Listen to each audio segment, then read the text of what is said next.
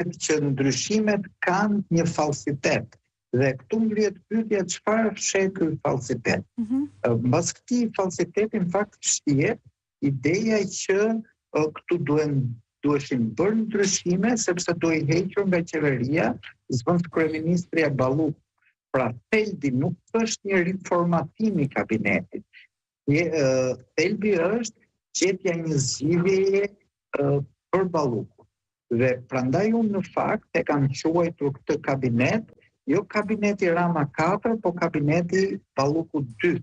Sepse nëse kishim një kabinet të dalë pas zgjedhjeve ku Belinda Balluku mori shumë pushtet, ky është një kabinet ku megjithse ish zëvendës kryeministrja nuk është më prezente, ajo ka dorën e saj të fortë në këtë kabinet. Ajo hoqi ministren e jashtme, me të cilat kishte rivalitetet dhe mëritë e saj, Elisa Spiropali, dhe ajo ka vendosur ministra dy njerëz pothuajse anonim, ministrin e energetikës dhe ministrin e mbrojtjes. Prandaj një pikë për të cilën akoma ne nuk mund të kemi një shpjegim është pikërisht kjo. Pse një zëvendës kryeministre e larguar ka kaq shumë peshë dhe në qeverinë, po ajo nuk është më.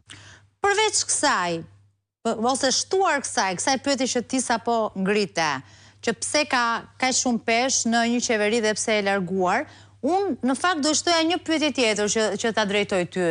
A ushtron sërish Belinda Balluku si logjik tani pushtet me këta emra të vendosur në krye të këtyre ministrive apo qoftë edhe me zëvendës kryeministre, nëse po si? Do me thënë ndryshe, për çfarë i duhet Ballukut ky lloj pushteti nëse do ta ushtroj? Pra, një pyetje sjell tjetër në fakt. Jo, do të ndajmë dy gjëra. Në fakt, pushteti në Shqipëri është vertikal. Pra, në kuptimin që është vetëm pushteti njeriu, pushteti Edi Ramës. Ne shumë shpejt do shohim dhe do jemi prezent se njerëzit që ka sot në qeveri, ndoshta pas disa javësh as nuk duhet i ngrejnë më telefonin Belinda Ballukut, sepse këtu pushteti nuk është policentrik, është vetëm pushteti njeriu. Por pyetja nuk është kjo. Sa influencë ka zëvendës kryeministrja në kabinetin ku ajo nuk bën pjesë. Pyetja është se Edi Rama duhet të tregonte këtë përkujdesje që në qeverinë e re ku do hiqte Ballukun të bënte të çmos që Balluku mos largohej e mërzitur.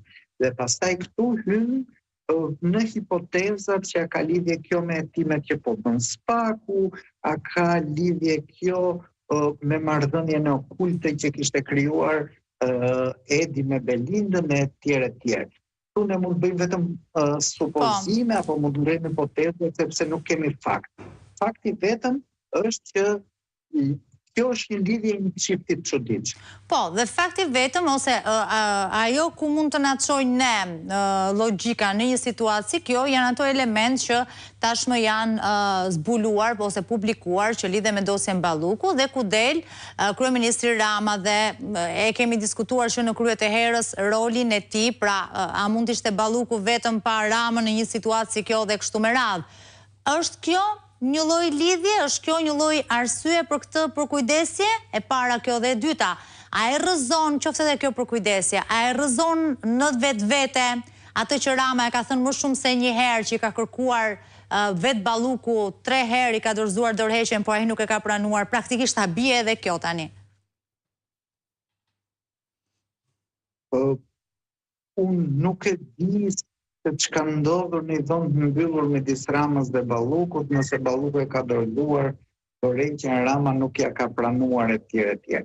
E vetmi fakt që dim është që kryeministrin ka bërë është e mundur për ta mbrojtur Ballukun. Pra qoftë duke ngritur atë fabulën e grushtit shtetit, qoftë duke ngritur fabulën e ndërhyrjes të kompetencave të pushtetit drejtësisë mbi pushtetin ekzekutiv, që rezultuan në fund të pavërteta, se edhe sot ne nuk e dim akoma se ç'ndrim do mbaj pas 5 ditësh apo njave mazhoranca socialiste për imunitetin e Ballukut. Pra,